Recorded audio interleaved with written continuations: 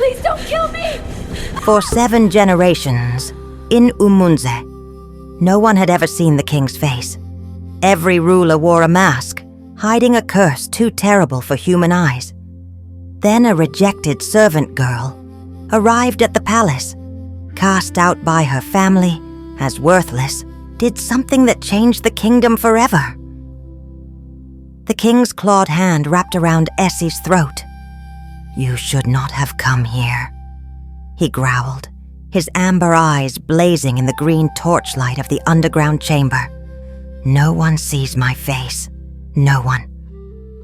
Essie couldn't breathe, couldn't speak, but she didn't look away from those glowing eyes, eyes that held more pain than rage, more loneliness than anger. "Please," she whispered, "I only wanted to understand." The claws tightened, then trembled, then released. The king stepped back, his monstrous face crumbling.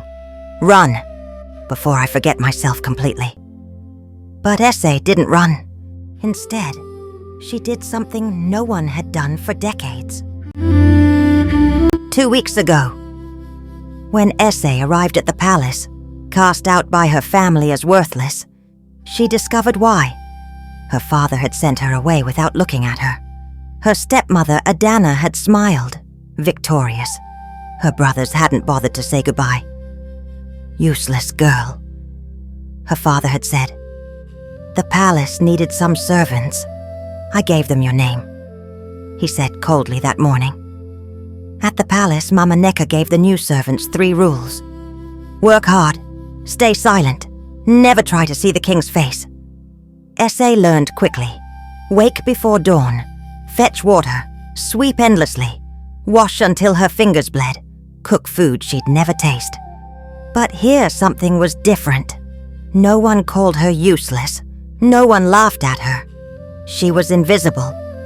But invisibility, she discovered, was a kind of freedom. And at night, when the work was done and the other servants collapsed onto their mats, Essie would slip outside, to the courtyard, to the Udala tree, to sing. She sang for her mother, the songs Neoma had taught her when she was small, before the sickness came.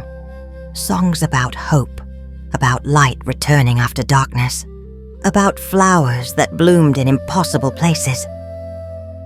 Her voice rose into the night like smoke, soft and clear. At first, she sang quietly, afraid someone would hear, afraid someone would tell her to stop. But no one did.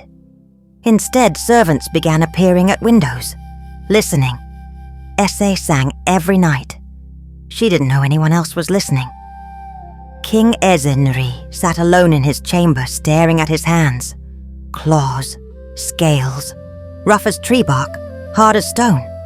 Monster hands. He'd stopped looking in mirrors years ago, stopped imagining what it would be like to touch someone without them flinching, stopped dreaming of a life beyond these walls. 5 years since his coronation, 5 years since the curse took him. The council met without him, delivered reports through closed doors. His voice reached them, but they never saw his face, never looked into his eyes, never treated him like a man. He was a function, a title, a thing that wore the crown, not a person, always alone. Then he heard it, a voice, singing. He stood, walked to his window. The sound drifted up from the courtyard below. A woman's voice, clear and pure, singing about a mother's love and a daughter's promise. The words pierced him like arrows. He gripped the window ledge, his claws digging into the stone. Who was singing? Who would dare make music in the palace of the cursed king? And why did it make his chest ache like something inside him was breaking? He listened the next night, and the next. Each evening the voice returned. Each evening it sang a different song, but always about hope, always about light breaking through darkness, always about love that refused to die. By the 3rd night, Ezenri couldn't stand it anymore. He had to see her, just once, from a distance. He would not approach. He couldn't let anyone see his face. But he needed to know who possessed such a voice. He wrapped himself in his darkest cloak, put on his bronze mask, moved through the palace corridors like a shadow, using passages only he knew. And there, beneath the udala tree, bathed in moonlight, he saw her, hands moving as she sang, as if shaping the air itself. Her eyes were closed. Her face was peaceful. She sang about her mother, about promises kept, about believing in impossible things. Ezenri stood frozen in the shadows. He had ruled over thousands, commanded warriors, judged disputes between powerful men. But this girl, singing alone in the dark, held more power than all his authority combined. When she finished and opened her eyes, he retreated quickly, afraid she'd see him. But as he returned to his chamber, something had changed. The stone in his chest, the weight he'd carried for 5 years, had cracked. Just a little. Just enough to let in light. Essay noticed the door on her second week. Western corridor, end of the hall, different from the others. Older wood, iron bindings, symbols carved into the frame that seemed to pulse with faint light. "Don't even look at it," Obi warned her. The old servant had kind eyes. "That leads to the king's private chambers. What happens if someone goes in?" Obi's face went gray. "They don't come back." Essay tried to forget about it. She couldn't. The door haunted her thoughts. What was behind it? What was the king hiding? Her mother's words echoed, "Fear and understanding cannot live in the same heart, my daughter. Choose understanding." It happened on a quiet afternoon. The other servants had gone to market. Essay had stayed behind to finish cleaning. She found herself in the western corridor, standing before the forbidden door. Her hand reached out. The door was unlocked. Why? She pushed it open. Stairs descended into darkness. Green flames flickered on the walls. Torches that burned without smoke, without heat. Essay's heart hammered. This was forbidden. This was dangerous. But her feet carried her down anyway. Down into the earth. Down into a vast chamber carved from living rock. Down into a place that felt older than the palace, older than the village, older than memory. And there, in the center of the chamber, stood the king, his back to her, shoulders broad beneath a dark cloak. Even from behind, she could see something was wrong. His shape wasn't quite human. "Who dares enter my sanctuary?" His voice rolled like thunder. Essay's throat closed, but she forced words out. I am Essay, a servant. I didn't mean... I was curious." The king turned. Essay's breath stopped. His face, scales covered his skin, rough and greenish-brown like crocodile hide. His eyes glowed amber, not human eyes, animal eyes. His mouth, when it opened, revealed too many teeth, too sharp. His hands ended in claws. He was a monster. But beneath the curse, Essay saw something else. Pain in those amber eyes, loneliness radiating from him like heat from fire. A man trapped inside a nightmare. "You should run," he said quietly. Anyone with sense would run. "Why?" The word left her mouth before she could stop it. The king blinked. "Why? Look at me. I am everything nightmares are made of." "Is this why you hide?" Essay stepped closer. "Because of how you look. Stop." His clawed hand rose. "Don't come closer. I don't want to frighten you more than I already have." But Essay didn't stop. She walked forward until she stood just feet from him, looking up into his glowing eyes. "You don't frighten me. Liar." But his voice held wonder. "Everyone fears me. Even my own council can't look at me." "Then they're fools." Essay's voice was steady. "A curse on your skin doesn't change who you are beneath." The king stared at her, then laughed, short, bitter. "You are the one who sings. I've heard you. Every night beneath the Udala tree. Essay's eyes widened. You have? Your voice. He paused. It's the only beautiful thing I've experienced in 5 years. It reminds me the world isn't entirely dark. Tears pricked Essay's eyes. Then I'll sing for you. Here. Now. You would do that? For me? Especially for you. And there, in that underground chamber, Essay began to sing.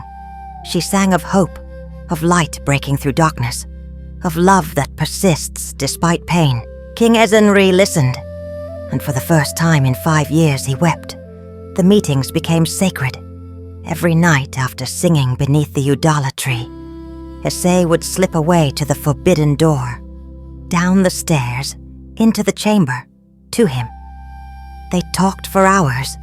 The king told her about the curse, how it had begun generations ago with a spurned priestess and her dark magic, how every man who took the throne would bear this face, this burden, this isolation. I've accepted my fate, he told her one night. I'll die as I've lived, alone, hidden. No. Essay's voice was firm. There must be a way. There must be hope. You are my hope, he said softly. You and your songs. But it wasn't enough for Essay. She remembered her mother's words about a flower in the forbidden forest, the daisy of eternal light, which could cure any curse. When she told him her plan, his reaction was immediate. No. His voice turned hard with fear. The forbidden forest is death, Essay. Wild beasts, malevolent spirits, trials that have killed warriors. I won't allow it. You can't stop me, because I cannot bear to lose you. The words burst from him, raw. You're the only light in my darkness. If something happened to you, if you died because of me, I'd never forgive myself. Essay took his clawed hand in hers. He flinched, not used to being touched, but she held firm. Then have faith in me. The king looked at their joined hands, her smooth fingers wrapped around his rough claws. It should have been grotesque. It was beautiful. If you're determined, he said finally, at least take my gods. No, I must go alone. He closed his glowing eyes. A tear slipped down his scaled cheek. Then sing for me tonight, one more time. So if the worst happens, your voice will be the last beautiful thing I remember. Essay sang. The king held her hand and memorized every note. Essay planned to leave at dawn, but someone had been watching. Mama Neka stood in the doorway of the servants' quarters, arms crossed, face unreadable. I know where you've been going at night. Essay's blood turned cold. I know you've been meeting the king, in his chamber, alone. The other servants stirred on their mats, listening now. Mama Neka, please. The council must be informed. The old woman's voice was iron. A servant sneaking into the king's private chambers? Seeing his face? This breaks every law. This is treason. I wasn't trying to. He's not a monster. He's just a man cursed by... Silence! Mama Neka's hand rose. You will be brought before the council at dawn. They will decide your punishment. Until then, you will remain here. Under guard. 2 male servants stepped forward, blocking the door. Essay's heart shattered. She'd been trying to help, trying to break the curse. And now she'd be punished for it. Worse, the king would hear about this. He'd blame himself. He'd lock himself away even deeper, convinced that anyone who tried to get close to him would only suffer. She'd failed him, failed herself, failed her mother's memory. In the darkness of the servants' quarters, Essay curled onto her mat and wept silently.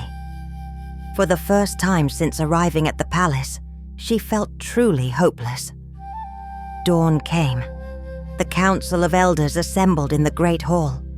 Mama Neka stood before them, Essay kneeling beside her. This girl has violated sacred law. Mama Nika announced. "She has entered the king's private chambers.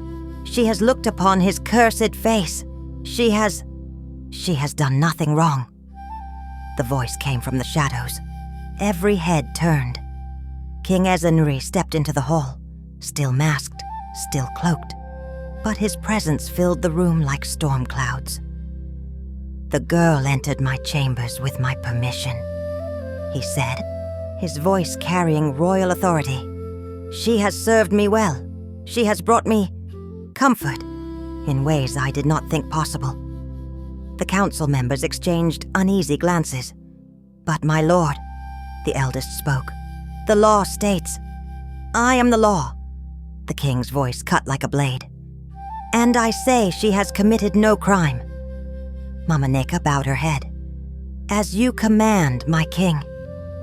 But she didn't look convinced. The king turned to Essay. She could not see his eyes behind the mask, but she felt them on her. "You are dismissed. Return to your duties." It wasn't a rescue. It was a dismissal. Cold, formal, as if their nights together had meant nothing. Essay's chest tightened. She bowed and left the hall, tears blurring her vision. She didn't go to the chamber that night, or the next night. What was the point? The king had made it clear. She was just a servant, a useful distraction, nothing more. She'd been a fool to think otherwise. On the third night, she sat beneath the Udala tree but couldn't sing. The songs wouldn't come. Her mother's voice echoed in her memory. "Your voice carries power, my daughter. Never stop singing." But what good was power if it couldn't change anything? What good was hope if it only led to pain? Essay buried her face in her hands. Maybe her father had been right. Maybe she was useless after all. "You didn't come." She looked up. The king stood at the edge of the courtyard, still masked, still cloaked. "I waited," he continued. "I thought perhaps you were angry, or afraid. But then I realized. I drove you away. You saved me from the council," Essay said quietly. "I should be grateful. I saved you by treating you like a servant, by pretending our nights together meant nothing. I did it to protect you, Essay. If the council thought you were important to me, they would use you against me. They would hurt you to control me. So you hurt me first." The words hung in the air. The king removed his mask. His scaled face looked weary. His amber eyes held unspeakable pain. "Yes," he said, "and I hate myself for it. But I would rather hurt you and keep you safe than let them destroy you." Essay stood. "I was going to save you," she said, her voice breaking. "I was going to find the daisy of eternal light. I was going to break your curse. But I can't do it anymore. I can't keep fighting for someone who won't fight for me." She turned to leave. "Essay, wait." "No." She stopped, but didn't look back. "I'm tired, my lord. I'm tired of being unwanted. By my family, by the world, and now by you." Silence. Then the king's voice, barely a whisper. "You were never unwanted by me." Essay closed her eyes. "Then why does it feel like I am?" She walked away. The king didn't follow. That night, Essay lay on her mat, staring at the ceiling. Her mother's necklace rested against her chest, the wooden pendant warm against her skin. "Your voice carries power," her mother had said. "But power means nothing without purpose. Find your purpose, my daughter, and when you do, let nothing stop you." Essay thought about the king, about his loneliness, his pain, the way he'd wept when she sang. She thought about the curse, about 7 generations of suffering, about men forced to rule as monsters. She thought about her mother, about the stories of the daisy of eternal light, about healing and hope and impossible things made possible. And she realized something. Her purpose wasn't just to save the king. It was to prove, to herself, to the world, to her dead mother. That she was not useless, that she mattered, that her life had meaning, even if it cost her everything. Essay left at dawn. She told no one, took only a small bag, some food, a water gourd, and her mother's necklace. The forbidden forest began where the village ended. Ancient trees whose canopy blocked the sun, paths that twisted into darkness. As she stepped beneath the first trees, fear gripped her, but she kept walking. The black water churned below the rotting bridge. A voice rose from the river speaking with her stepmother's venom. Worthless, useless, you will fail and die here, forgotten. Essay's hands shook on the rope.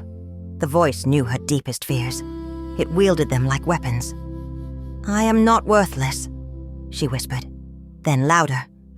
I am my mother's daughter. I carry her wisdom. I will not turn back. She stepped onto the bridge. It swayed violently.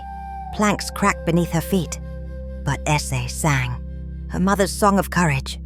And with each note, the bridge steadied. Step by step, note by note, she crossed. The river fell silent.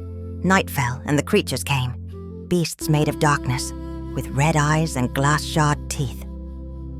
We are your fears, they whispered. Abandonment, loneliness, failure. We will devour you. Essay's heart hammered. She had no weapon, but she had her voice. She sang of light, of the sun rising after the longest night, of stars that shine in darkness. Her mother's necklace began to glow. Light spread outward, pushing back the shadows.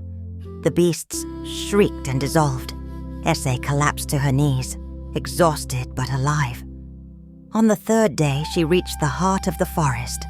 A clearing, flowers glowing white, and at the center, one larger than the rest, the daisy of eternal light. But a guardian stood between them, an ancient woman with bark skin and vine hair. Why should I give you this flower? The guardian asked. Essay thought carefully. I seek it because I've seen suffering and wish to ease it. I've been unloved and unwanted. I know what it means to be alone. The king deserves to be seen, to be known, to be loved for who he is beneath the curse. If I can help him, then perhaps my suffering had a purpose. The guardian smiled, sorrowful and beautiful. You speak with your mother's wisdom. Neoma was my student long ago. She told me her daughter would come, that you would break the curse. Essay's eyes widened. You knew my mother? Take the flower, Essay, daughter of Neoma. It has been waiting for you. Essay touched the flower. Warmth flooded through her. She felt her mother's presence like an embrace. Thank you, she whispered. Go, the guardian said. Complete your purpose. Essay returned after 4 days, dirty, exhausted, scratched and bleeding, but carrying the daisy of eternal light. She ran through the palace, down the western corridor, through the forbidden door, down the stairs. The king stood as she entered, amber eyes wide. Essay, you're alive. I thought... He saw the flower. You found it. I found it. She held it up, glowing softly. Now sit. Let me help you. She crushed the petals, mixed them with water. The mixture glowed white. This may hurt. I trust you. She painted the mixture onto his face, his hands, every cursed part of him. The king gasped in pain, his body convulsed. Essay held him, singing softly. The scales cracked and fell away. The amber glow dimmed to warm brown. The claws retracted. When it was over, King Ezinri looked at his hands. Human hands. Normal hands. Essay handed him a mirror. The king stared at his reflection, tears streaming down smooth cheeks. He was handsome, strong features, kind eyes. A man, not a monster. I cannot believe. He touched his face, hands shaking. Essay, you've given me back my life. You gave me purpose, she said. You saw me when I was invisible. The king took her hands, human hands, warm and gentle. Ese, you are no longer a servant. You are a hero. The people must know what you've done. The next morning, King Eze called all of Umunzi to gather. This was unprecedented. As the sun rose, the king walked out without a mask. The crowd gasped. But he raised his hands and his voice rang clear.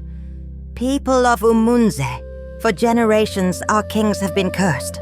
But today, I stand before you with my face revealed, the curse broken, thanks to one young woman. He gestured to Ese. This is Ese, a servant girl, an unwanted daughter. And yet, she is the one who broke a curse that the greatest medicine men could not touch. The crowd murmured. From this day forward, Ese will be honored as a hero. And more than that, he turned to her. If she will have me, she will become my queen. The crowd erupted. Ese's eyes widened. My lord, I am not worthy. You are the worthiest person I have ever known. You saw me when I was a monster and did not turn away. You risked your life to save mine. Ese, I don't deserve you, but I'm asking anyway. Will you stand beside me? Ese looked into his eyes, warm brown eyes that no longer glowed with curse light, but with love. Yes, she said. Yes. The wedding was celebrated throughout the land. Ese's father and brothers came, faces twisted with shame. But Ese forgave them, not because they deserved it, but because her mother had taught her that forgiveness was strength. If you enjoyed this story, please remember to like this video and subscribe to the channel for more beautiful and inspiring stories like this. Your support means a lot and helps us create more amazing content for you. Also, kindly share your thoughts in the comments by rating this story from 1 to 10. We would love to hear your opinion. Thank you for watching and supporting us.